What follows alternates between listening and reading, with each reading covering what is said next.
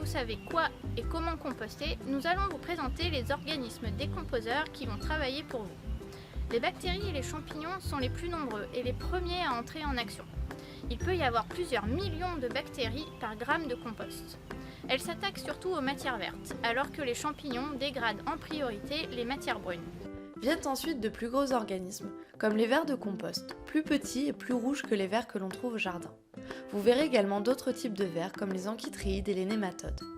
Viennent également les colomboles, les acariens, les cloportes, seuls crustacés terrestres, les larves de mouches, avec notamment l'apparition ces dernières années de la mouche soldat, originaire d'Amérique et déjà très présente dans le sud de la France.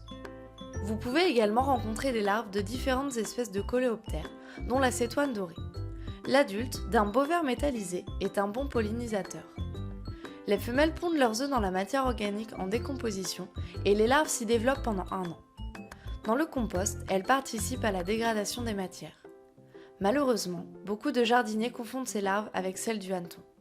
Les larves de hanneton se nourrissant des racines vivantes des plantes, on les retrouve dans la terre et non dans le compost. Pour les différencier, il faut observer leur tête, leur arrière-train et leurs pattes. La cétoine a une petite tête comparée à son arrière-train rebondi et des pattes courtes. Au contraire, la larve de hanneton a une tête bien développée et de longues pattes. Et même si celle-ci a tendance à avoir un petit faible pour les racines de vos légumes, inutile de la tuer. Chaque petite bête a son rôle à jouer. Certains animaux pourront prendre votre compost pour un garde-manger, comme les mulots, les campagnols, les musaraignes, les merles ou même les poules si vous compostez en tas. D'autres s'en serviront également comme refuge pendant l'hiver ou pour se reproduire, par exemple les couleuvres, les crapauds ou les hérissons. Cela se produit quand vous laissez votre compost au repos et que vous ne le mélangez pas. La présence de tous ces animaux n'est pas néfaste pour le compostage ni pour l'homme. Cependant, l'absence de brassage peut également faciliter l'installation des souris, voire même des rats.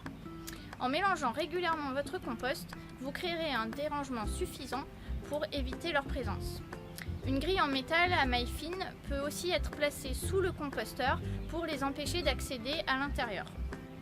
Maintenant que vous connaissez les organismes décomposeurs qui travailleront pour vous, assurez-vous de respecter les 3 règles d'or du compostage pour que votre composteur devienne leur nouveau logis. Vous retrouverez notre bon de commande pour le matériel de compostage sur notre site internet, ainsi qu'une vidéo avec nos conseils de montage. Si vous ne disposez pas de jardin, d'autres solutions de compostage sont possibles, le compostage collectif ou le lombricompostage. Regardez nos autres vidéos pour en savoir plus.